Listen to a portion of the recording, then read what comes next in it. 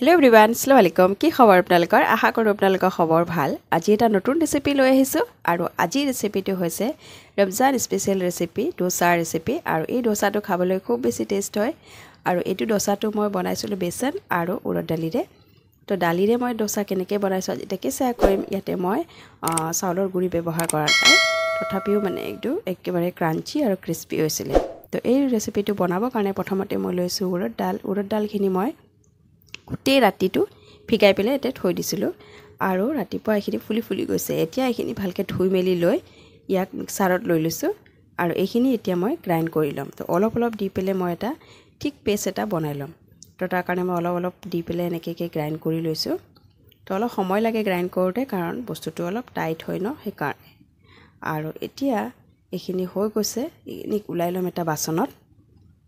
এটা বাচন লৈ পেলাই এইখিনি ওলাই লৈছোঁ। আৰু পেষ্টটো একদম মানে কি পাতলাও হ'ব নালাগে, একদম ডাঠো হ'ব নালাগে। তো এতিয়া গ্ৰাইণ্ডাৰত দি লৈছোঁ বেচন আধা কাপ আৰু তাতে পানী দি লৈছোঁ, সোৱাদ মানে যিমানখিনি পানী হয় আৰু দি পেলাই এইখিনিও এবাৰ গ্ৰাইণ্ডাৰত মাৰি লৈছোঁ যাতে পেষ্টটো একদম ধুনীয়া হয়। এতিয়া এইখিনি মই দি লৈছোঁ ইয়াত, মানে যিটো দালিৰ পেষ্টখিনি আছিলে তাতে দি লৈ এইখিনি অলপ সময়ৰ কাৰণে গোটেইখিনি মই মিক্স কৰি ল'ম, যাতে দালি আৰু বেচনৰ পেষ্ট একেলগে মিক্স হৈ যায়। তো এইখিনি কাৰণে অলপ সময়ৰ কাৰণে মিক্স কৰিম, যাতে দুটা বস্তু ধুনীয়াকৈ মিক্স হয় সেইকাৰণে। আৰু এতিয়া মই ইয়াতে এড কৰিম সোৱাদ অনুসৰি নিমখ দিবও পাৰে, নিদিলেও হয়।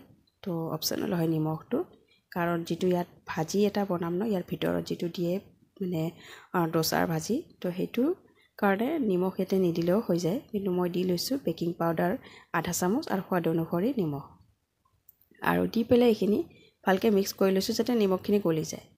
তো এতিয়া এইখিনি অলপ সময় ঢাকি থৈ দিম। এতিয়া যিটো ইয়াৰ আলুৰ যিটো চব্জি সেইটো বনাই ল'ম। তাৰ কাৰণে কেৰাহীত তেল দিছোঁ, মাষ্টাৰ্ড অইল, আৰু এই তেলখিনি দি তাৰপাছতে ইয়াতে দিছোঁ যিটো মাষ্টাৰ্ড চিড, সেইটো দি লৈছোঁ। আৰু এতিয়া নৰসিংহৰ পাত আৰু সৰু কাটি লোৱা পিঁয়াজ, আদা নহৰু পেষ্ট অকণমান জাষ্ট, সেইকাৰণে দেখা নাই পেষ্টটো পিঁয়াজৰ তলতে আছিলে এইয়া। তো এতিয়া এইখিনি মই ভালকৈ ৰঙচুৱা হোৱালৈকে ভাজি ল'ম।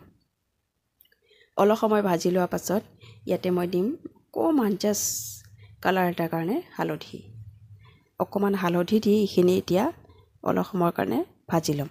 হালধিৰ লগত গোটেই পিঁয়াজ, আদা নহৰু আৰু নৰসিংহৰ পাত। আৰু ইয়াতে বইল আলু ব্যৱহাৰ কৰা হয়, সেইকাৰণে আলু মই বইল কৰি মেছ কৰি থৈছিলোঁ। এইখিনি আলু পিটিকাৰ যেনেকৈ আমি দিওঁ ঠিক তেনেকৈ একো নিদিয়াকৈ মানে মেছ কৰিছিলোঁ, মানে পিটিকি দিছিলোঁ। তো এতিয়া এইখিনি দি লৈ ইয়াতে দি লৈছোঁ নিমখ অকণমান, আৰু এই গোটেইখিনি এতিয়া ভালকৈ মিক্স কৰি ল'ম, যাতে ইয়াৰ নিমখ তেল গোটেইখিনি বস্তুখিনি একেলগে মিক্স হৈ যায়, মানে আলুত লাগি যায়। সেইকাৰণে চামুচেৰে অলপ সময়ৰ কাৰণে এইখিনি লাৰি পেলাই এনেকৈ ভাজি ল'ম। আৰু এতিয়া ইয়াত ঢাকন দি থৈছোঁ 5 মিনিটৰ কাৰণে একদম ল' ফ্লেমত, যাতে বস্তুটো একদম ঠিক হয় আৰু মানে পিটিকা বুলি ক'ব পাৰি আমি অসমীয়াত, কিন্তু ইয়াতে বাহিৰৰ ফালেতো আলুৰ চব্জি বুলি কয়, ডোচাৰ ভিতৰত দিয়া চব্জিটো। তো এতিয়া এইখিনি মোৰ অলমষ্ট হৈ গ'ল, ইয়াক ঠাণ্ডা হ'বৰ কাৰণে থৈ দিছোঁ। এতিয়া মই ডোচা বনাম। তো তেল পানী মিক্স কৰি এটা বটলত লৈছিলোঁ, সেইখিনি এনেকৈ দি লৈ তাক এটা কাপোৰ এটা লৈ মুচি লৈছোঁ প্ৰথমে টাৱাখন। আৰু তাৰপাছতে এতিয়া এনেকৈ ৰাউণ্ড শ্বেপ দি পেলাই ডোচা এনেকৈ দি লৈছোঁ। বাছ চামুচটো ঘূৰাই থাকিব লাগে, আৰু য'ত ক'ৰবাত যদি অলপ কমকৈ পৰে তাতে বাছ অলপমান দি দিলে হয়, ওপৰত অকণমান ৰৈ যায় চামুচৰ। তো সেইখিনি য'ত নপৰে এনেকৈ খালী ঠাইখিনি তেনেকৈ দি লৈছোঁ। তো এতিয়া এনেকৈ দি লৈছোঁ। মোৰ টাৱাটো ইমান ডাঙৰ নহয় যে একদম ডাঙৰ বনাম, তো টাৱাটো যিমান ডাঙৰ হয় সিমান হিচাপত মই বনাইছোঁ। এতিয়া একদম ল' ফ্লেমত ৰাখিছোঁ, যাতে তলত একদম জ্বলি নাযায়। তো এতিয়া অলপ ফ্লেমটো বঢ়াই তাতে দি দিছোঁ। আপুনি ইয়াতে ঘি দিব পাৰে, বাটাৰ দিব পাৰে, যিকোনো বস্তু দিব পাৰে, তেল দিব পাৰে। মই ইয়াতে তেল দিছোঁ, আৰু তেলখিনি এনেকৈ চামুচেৰে মিক্স মানে লগাই দিছোঁ ডোচাটোত। আৰু মাজত যিটো মই চব্জি বনাইছিলোঁ আলুৰ, সেই চব্জিখিনি এনেকৈ দি লৈছোঁ। বেছি দিব নালাগে, ওলাই পৰিব। মাজৰ জেগাখিনিত এনেকৈ দি ল'ব লাগে। এনেকৈ দি লৈ এতিয়া এইটো জাপ কৰি দিম। এই তলখন একদম ক্ৰাঞ্চি হৈছে। তো এনেকৈ উঠাই দিছোঁ। কেতিয়াবা ভাঙি যায়, অলপ সাৱধানে মানে জাপিব লাগে, পাপৰৰ নিচিনা হয়। তো এতিয়া এইখিনি জাপ কৰি বাছ অলপ সময় থৈছোঁ, এনেকৈ উঠাই পেলাই দেখাইছোঁ। তো এইটো মোৰ ৰেডি হৈ গ'ল ডোচা এটা। তো বাকীখিনিও মই এনেকৈ এতিয়া বনাই ল'ম। তো এনেকৈ ছেম শ্বেপত মই 2-3টা বনাই পেলাই দেখুৱাই দি আছোঁ।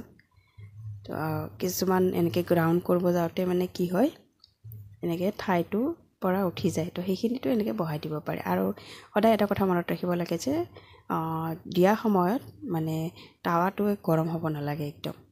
মানে টাৱাত ল' ফ্লেমত ৰাখি অলপ সময় কাৰণে গুচাই দি আকৌ টাৱাখন দি তাৰপাছত দিব লাগে। যদি বেছি গৰমে গৰমে আপুনি এনেকৈ ডোচা দি দিয়ে তো ইয়াতো এনেকৈ জ্বলি যাব, নতুবা ডোচা নহ'বই। মানে আপুনি বস্তুখিনি দিয়াৰ আগতে গোটেইখিনি জ্বলি পৰি একেবাৰে মানে কি হ'ব আৰু কয়লা হতা হৈ যাব। তো সেইকাৰণে একদম ল' ফ্লেমত কৰি পেলাই, আৰু টাৱাটো একদম ঠাণ্ডাও হ'ব নালাগে, গৰমো হ'ব নালাগে, মিডিয়াম হ'ব লাগে। তো এতিয়া এইখিনি মই এনেকৈ বনাই লৈছোঁ। তো এইটো চেপত এনেকৈ বনাই লৈছোঁ।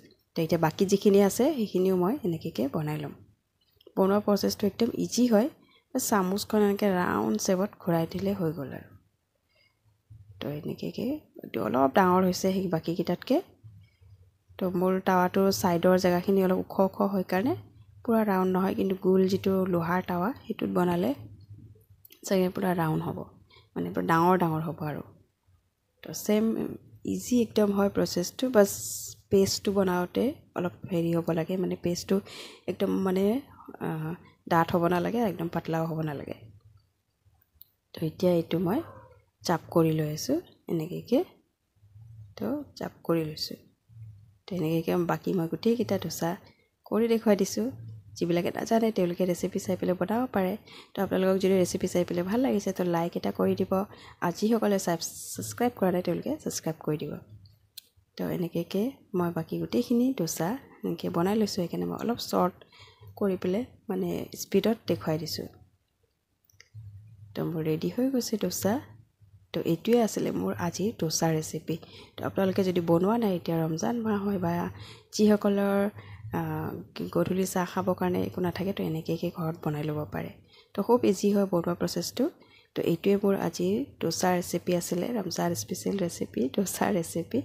তো খাই পেলাইও খুব ভাল লাগে, আৰু ঘৰতে এনেকৈ হেল্ডি বস্তু বনালে নিজৰো ভাল লাগে। তো এইটোৱে ৰেচিপি আছিলে। ৰেচিপি চাই ভাল লাগিলে লাইক, শ্বেয়াৰ এণ্ড ছাবস্ক্ৰাইব কৰিব। আৰু যিসকলে এতিয়ালৈকে ছাবস্ক্ৰাইব কৰা নাই তেওঁলোকে ছাবস্ক্ৰাইব কৰি দিব। বাই, নেক্সট ভিডিঅ'ত আকৌ লগ পাম, তেতিয়ালৈকে আহিছোঁ।